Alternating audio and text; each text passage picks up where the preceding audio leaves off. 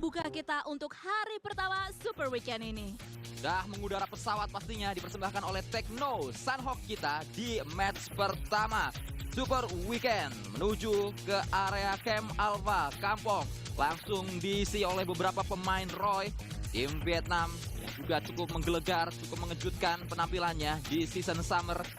Kali ini kita melihat beberapa tim cepat untuk merespon garis pesawat dengan turun dari pesawatnya. Camp Bravo tetap akan menjadi rumah bagi tim raksasa asal Malaysia, Celcom DJ Alliance. Mereka tidak perlu bergeser kemanapun dan nampaknya Celcom DJ Alliance adalah salah satu tim yang bisa memanfaatkan Camp Bravo dengan baik. Padahal Camp Bravo kalau kita ngomongin dibandingkan beberapa area lain bukanlah satu pilihan yang cukup sering diambil oleh tim-tim di skena e-sport. Tapi Celcom DJ Alliance sudah tahu bagaimana selanya untuk memainkan area agak sebelah kanan atas ini. Tapi itu sebenarnya ya tipikal yang gue udah sempet lihat beberapa kali diimplementasikan oleh tim-tim Malaysia. Nggak cuma Celcom DJ Alliance saja, tapi Sam9 pun juga demikian. Mereka itu beberapa kali mempunyai drop zone yang cukup funky kalau kata gue juga, tapi mereka bisa untuk memanfaatkan hal tersebut. Tapi early engagement udah terjadi, pertemuan antara tim Talon versus tim E-Arena di sini. Acul bisa mendapatkan seorang Joker. I believe itu adalah 2 knockdown, bisa aja untuk di end. Tapi Yoru pun juga ter-knockdown dan langsung di end begitu saja oleh seorang Sakura. Sakura pun juga ter-knockdown, di end lagi. Talon masih menyisakan 3 pemain mencari NC2 sebagai last man standing low HP. Dia masih bisa selamat tapi tidak dari sergapan maut dari pemain Talon yang bernama Linux. Langsung menggelegar venue saat ini karena Talon mengeluarkan suara-suaranya menuju ke para pemain dari E-Arena, membuat E-Arena tak berdaya. Painan dimiliki oleh Talon dan Painan adalah tempat yang nyaman sekali di tengah dari Sunhawk. Menuju ke beberapa sisi lain mudah dijangkau oleh para pemain Talon saat ini. Di arena memang sedari awal mereka sudah memiliki Painan, namun Talon juga memiliki tempat tersebut dan akhirnya pertemuan tak bisa terelakkan. Acul membawa tim ini menuju ke Painan karena kalau kita sedikit membahas tentang Acul, Kak Gendra juga dia bawa menuju tempat yang sama saat bermain di PMNC, sehingga kayaknya memang ini adalah gameplay yang dibawa Acul menuju ke Talon dan disepakati oleh para pemain-pemain Talon yang lain. 4 poin pertama, 4 poin pembuka bagi Indonesia. Ini sangatlah manis ya, dan juga of course ini akan menjadi sebuah statement tersendiri untuk tim E-Arena pula. Bagaimana Talon benar-benar maksimal dalam early engagement seperti ini dan juga mempertahankan drop zone seperti yang sudah dimention oleh Sanskui tadi.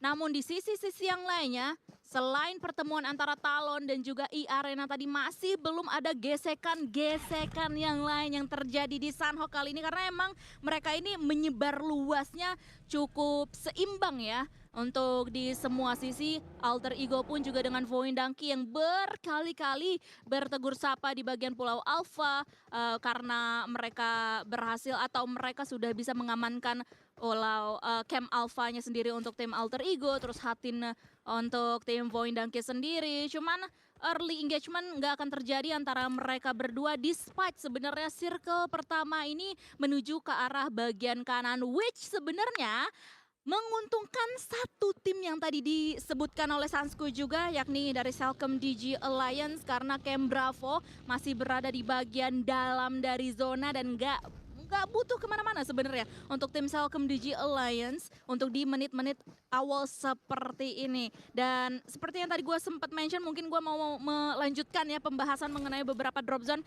mungkin terkhususnya untuk tim Celcom DJ Alliance dan juga tim Sam9 ketika mereka mempunyai beberapa drop zone yang cukup funky. Mungkin awal ide tersebut keluar adalah karena mereka nggak mempunyai lagi tuh tempat-tempat atau drop-drop yang lain yang lebih hot lagi gitu, kayak bootcamp, kayak Painan of course, terus Pulau Alpha apalagi karena kan kecil banget atau udah minim banget lah gitu area-area pertarungan yang bisa aja untuk dimanfaatkan oleh Celcom DJ Alliance, sehingga mereka mencari ide lain lagi maksud gua untuk bisa mencari drop zone-nya. Cuman mereka masih bisa untuk at least timing mereka ini ya, timing lootingan, timing mereka keluar dari zona tersebut, terus timing mereka rotasi so far so good menurut gua karena berkali-kali pula Selcom Digi Alliance dan juga Sam9 ini sampai ke bagian late gamenya dan gak jarang juga kita saksikan mereka bisa dapetin winner-winner chicken dinner dengan drop-drop seperti ini.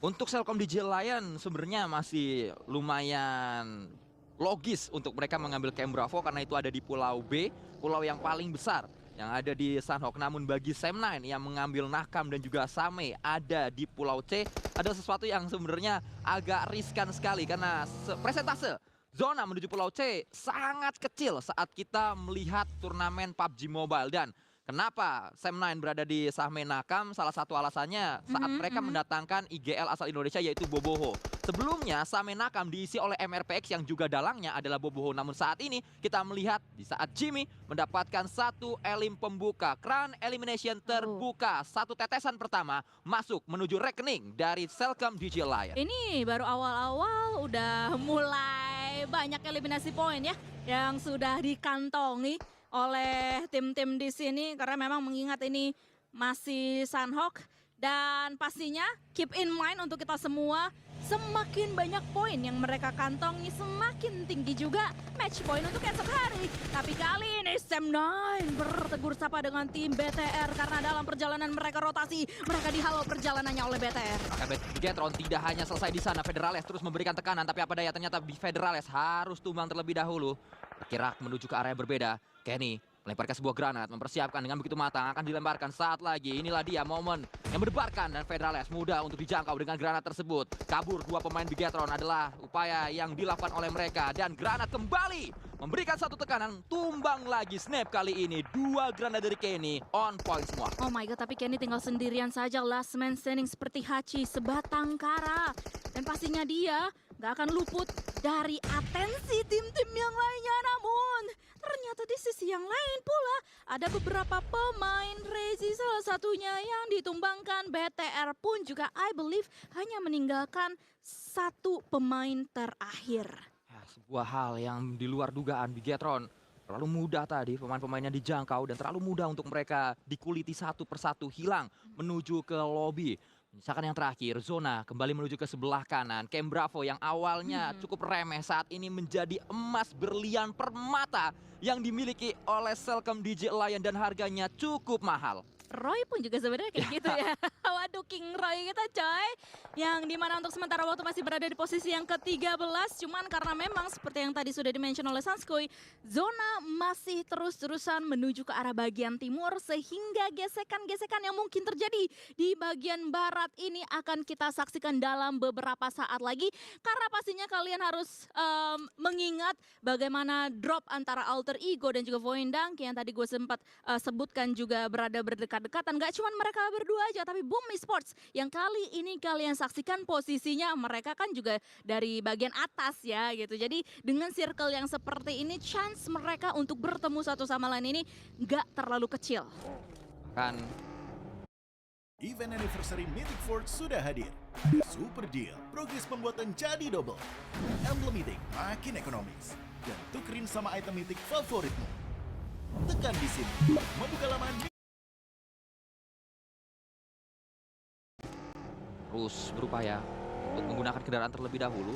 Hati-hati jangan sampai nyangkut conduit kendaraannya karena beberapa tabrakan menuju ke obstacle juga bisa mengurangi headsbar dari kendaraan tersebut dan kita HP bar maksud saya dari kendaraan tersebut dan kita bergeser ke arah yang lainnya memantau Swaps. Inilah dia Vampire yang saya masih percaya mereka ternyata hanya sebatas menyimpan strategi untuk di group stage kemarin karena terlalu jauh dari apa yang semestinya mereka pertontonkan. Sebuah hal yang di luar dugaan, Vampire belum mendapatkan winner-winner chicken dinner. Bahkan mereka seperti bermain sendiri-sendiri saja. Di group stage, 2 hari yang mereka mainkan 12 match yang tidak memperlihatkan Vampire yang sejatinya. Poin dan Ki, berbeda dengan Boom yang tadi sempat dibahas oleh Donaviska, keduanya bisa bertemu, bisa bergesekan di udara, maksud saya di utara, kenapa di udara? Di utara, tapi Boom menggunakan kendaraan, Poin dan Ki berlari sehingga jaraknya sekarang menjadi jauh antar keduanya dan peluang tersebut jadi cukup menurun. Udah mulai menipis ya peluang. Cuman kalau misalnya ngomongin dari tim Vampire sendiri, Dengan beberapa statement yang sudah dikeluarkan oleh Sunskuy, kelihatan banget kok bagaimana mereka masih berada di posisi yang ke-15 bottom tuh. Coba kalian bayangkan, ini bukan Vampire yang seperti kita saksikan selama ini, namun kita tahan terlebih dahulu karena Vampire ternyata berhasil untuk mengamankan last man standing dari tim Sam9. Kenny yang harus keluar dari game ini, nggak bisa kemana-mana lagi of course karena emang posisinya tadi udah ketahuan. Vampire pun juga sangat unggul dari segi man-nya sendiri, man powernya sendiri atau man advantage-nya sendiri, sehingga mudah saja harusnya eliminasi tersebut dikantongi oleh tim Vampire. Dan sekarang kita bakalan lihat ya San, kayak apakah mereka memperlihatkan permainan mereka seperti sedia kala atau ya masih santai-santai aja. Kuncinya adalah kalau Vampire memilih untuk bermain 4 orang bersama-sama dalam pergerakan, mereka akan kuat. Tapi jika mereka terpisah-pisah, itulah celah yang bisa dimanfaatkan oleh beberapa lawan yang lain. Dan Ini udah kelihatan nih. udah kelihatan tadi masuknya bareng-bareng berempat. Iya. Nah itu yang bahaya. Kalau mereka rapet, mainnya berempat, ini yang sulit untuk dipecahkan celahnya oleh para lawan-lawan dari Vampire. Dan saat ini memang yang dipilih oleh Vampire, mereka bersama-sama, bahkan terpantau juga area Quarry diisi oleh last man standing dari Talon, ada juga pemain Bigetron di dekat Quarry. Kalau dari berita yang saya dengar, Quarry ini awalnya adalah area yang begitu indah, Dona Fiska. Oke, Utopia. Utopia, Oke. area yang seperti paradise, seperti Heaven, surga.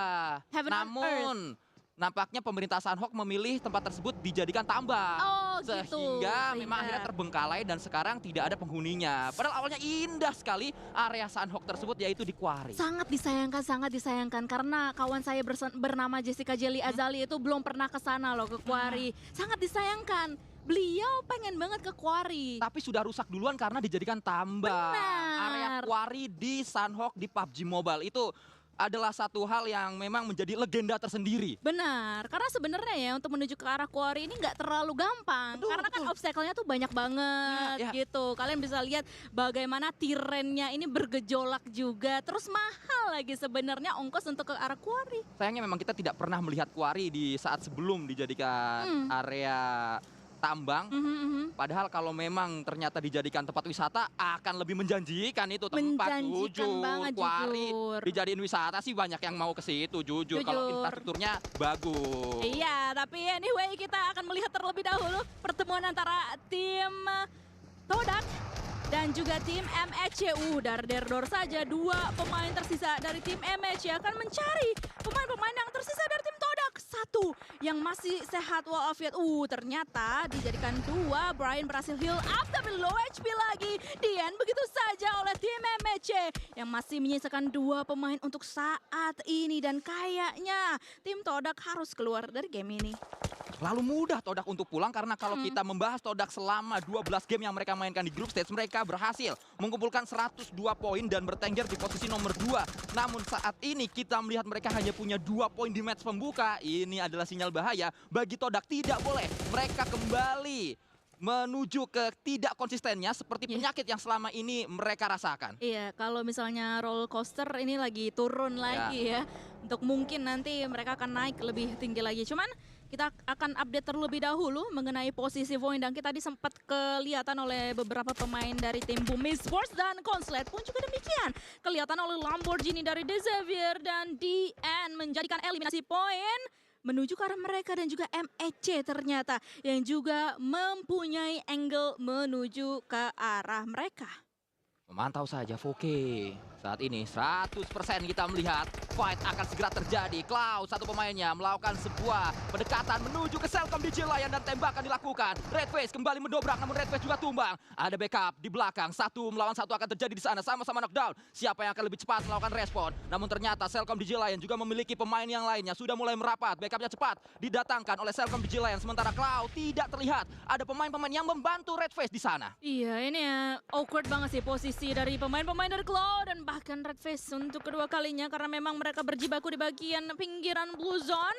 Blue zone pun juga udah nggak menggelitik lagi tapi udah menampol pemain yang bernama red face ini. Namun so far masih belum di end, masih bisa untuk diselamatkan karena udah dibawa juga oleh rekan-rekan yang lainnya dan kayaknya regroup repost juga yang akan dilakukan oleh pemain Claw Slayer. Akan buying time terlebih dahulu selagi Pepeng ditugaskan untuk bisa mengobrak-abrik atensi yang dimiliki lawan-lawannya. Kalau datang, 1 lawan 2 mudah saja untuk Acul mendapatkan elim semacam itu. Pemain sekaliber Acul dengan pengalaman yang begitu menjulang tinggi mendapatkan 1 elimination dan ini adalah elimination nomor 6. Catat, elimination nomor 6 bagi Talon. Santai Bang Talon, santai. Ingat besok Smash Rule. Tapi ya nggak apa-apa. Selama itu untuk tim Indonesia, kita masih happy-happy saja. Tapi Claw Slayers, mereka berhasil untuk revive seorang red face dan kembali dengan 4 punggawa. Pepeng kelihatan karena memang mengendarai bagi maksud gua bersama dengan Zaxi. Tiba-tiba aja mereka mau tok-tok Assalamualaikum menuju ke arah MEC. Tapi ternyata beberapa punggawa dari tim Claw Slayers didor satu persatu. MEC tinggal seorang Amazal terbakar hidup-hidup dan akhirnya harus hengkang dari game ini. Memang mendapatkan 2 pemain MEC tapi ruginya harus ditukar dengan 2 pemain lain dan 2 pemain tersebut adalah 2 pemain yang mahal. 1 pendobrak mereka, yang kedua IGL mereka. Sehingga kali ini Zuxi mungkin akan mengambil kendali untuk membawa Claw sampai ke late game. Lemparan granat terjadi di beberapa sisi. Vampire datang bersama-sama dan inilah bahayanya Vampire jika mereka sudah sadar. Mereka harus bermain bersama. Ada juga DX melakukan tembakan dan Claw, 2 pemain mereka ditangkap dengan mudah. My Lord, Vampire dan juga di Xavier mereka berbagi eliminasi poin menuju ke arah Claw Slayer. Satu persatu dipretelin tapi kali ini tim Talon kelihatan pula oleh mata dari seorang Nuzi karena memang posisi mereka sekarang berada berdekat-dekatan. Dari tim Vampire mereka mempunyai 1 compound yang tadi dihuni oleh Claw Slayers dan tim Talon akan bergerak sedikit demi sedikit dari bagian tenggara. Sudah mulai merapat nampaknya beberapa player. Mereka mengambil garis zona. Berpikir garis zona tersebut akan membuat mereka bergerak bersama dengan zona dan Acul kembali melakukan aksinya. Kembali lagi DBS, M4 dia siapkan, FPP Mood melakukan tembakan tapi Acul tertangkap, dibaca, diprediksi bagaimana cara Acul masuk menuju pertahanan dari 1 pemain FaZe Clan yaitu Zbull. Ini dia 2 pemain dari tim Talon yang udah low HP. Harus healing terlebih dahulu tapi ada lontaran granat yang begitu indah dari seorang Zbull menghantarkan 2 pemain tersebut keluar dari game ini. Tapi ternyata mereka pun juga terpantau oleh adanya tim di Xavier karena memang stage sudah menunjukkan angka yang kelima sehingga pertemuan-pertemuan seperti ini tidak bisa lagi dihindari. Bahkan terjadi kembali, Superman melakukannya. Beberapa upaya selanjutnya juga diberikan. Namun memang tertutup angle-nya sehingga hanya akan menjadi upaya yang sia-sia saja bagi pemain dari Viking ini. Bahkan terus menguras peluru-pelurunya dan ini adalah buang-buang peluru dari Viking yang mungkin nanti akan menjadi penyesalan mereka di beberapa momen setelahnya. Namun kalau kita lihat ternyata Selcom Digila yang tiba-tiba masuk. Vampire juga ada di sana. Vampire masuk sebagai third party dan waktunya begitu tepat untuk Vampire mendapatkan keuntungan besar dari fight yang sedang terjadi. Selcom Digila yang masuk kembali 1 pemain terakhir mereka. Gelum dilempar granat dan ternyata Xavier yang mendapatkannya. Tapi mereka masih menyisakan 2 punggawa dan kali ini harus berhadapan dengan pemain-pemain dari tim Vampire. Swaps tumbang karena memang terkena damage ledakan di sana yang dikeluarkan oleh pemain-pemain. Gak cuma di Xavier, ternyata ada tim FaZe Clan pula tuh nih, Kilo HP. Dia akan melontarkan sebuah granat menuju ke arah pemain dari tim The Xavier dan ternyata peluru-peluru terakhir yang nyangsang menuju ke arah Tony K adalah dari tim Vikings. Bahkan Boom juga memberikan beberapa pelurunya menuju fight tersebut. Wow, itu adalah fight yang begitu mahal. Fight yang melibatkan 3 tim raksasa di Asia Tenggara. Xavier, Vampire, Selcom Digila yang berada di satu tempat yang sama. Namun Xavier yang punya compound yang bertahan. Ini sebenarnya ya menguntungkan untuk tim Boom Esports. Karena kalau misalnya kalian lihat dari bagian medium mapnya, sedari tadi The Xavier seperti kita sudah saksikan, mereka mempunyai compound, mereka mempunyai zona pula klasik The Xavier. Boom Esports pun juga demikian, walaupun sekarang mereka harus berjalan lagi untuk bisa masuk menuju ke arah dalam zona dan juga dijegal posisi mereka dengan tim Face Clan. Cuman dengan hengkangnya dua pemain dari The Xavier, ini sebenarnya menguntungkan untuk tim Boom Esports. Cuman kali ini update posisi mereka awkward sekali. Gak akan diacukan oleh seorang Z-Bull kali ini. Karena dia akan ngelock angle menuju ke arah Boom Esports dan bahkan Z-Bull mendapatkan seorang Okta. Karena drop dia di posisi yang begitu jelek dan gak menutup kemungkinan satu persatu Boom Esports akan dikeluarkan. Okta justru menjadi cemilan yang mudah saja ditangkap oleh para pemain Face Clan. Keuntungan yang harusnya menjadi satu hal yang dimanfaatkan justru kali ini menjadi sebuah lubang di pertahanan dari Boom Esports. Datang beberapa pemain Face Clan, drop satu pemain, Gewi melanjutkannya menuju batu yang berbeda, terpisah-pisah saat ini. Dan ternyata Gewi tujuannya bukan untuk menyerang, tapi justru untuk menjadi tim rescue, menyelamatkan satu pemain. Untungnya confirm elimination didapatkan dan Mastery yang melakukannya Yami dengan sebuah granat. Seperti yang kita tahu, kualitas granat Yami kali ini masih gagal. Tapi Gewi udah membaca pergerakan granat tersebut. Dia bisa ngedodge granat mematikan tersebut. Cuman pastinya Yami tidak mau tinggal diam. Dia mau terus-terusan meningkatkan agresinya menuju ke arah pemain-pemain dari tim Face Clan. Dan dia pun juga harus bergerak karena Blue Zone sudah mulai menghantui dirinya di bagian pundaknya kali ini. Gerak dari seorang Yami, lari dengan menggunakan DBS-nya melihat adanya dua pemain dari tim Face Clan, tapi dia pun juga tumbang karena terkena damage yang cukup signifikan dan Boom Esports hanya meninggalkan last man standing Mastery. Bergeser menuju ke arah yang lain, Alter Ego merapat, memberikan sebuah tekanan menuju ke Viking yang membuat Viking tidak berdaya. Harusnya Alter Ego mendapatkan keuntungan besar sekali. Tim yang sejauh ini belum membuka keran elimination justru bisa sampai ke late game. Dan kita akan melihat seperti apa buah yang akan dipetik dari hal yang sudah ditanam oleh Alter Ego sedari early game. 4 pemain masih tersisa dari tim Alter Ego.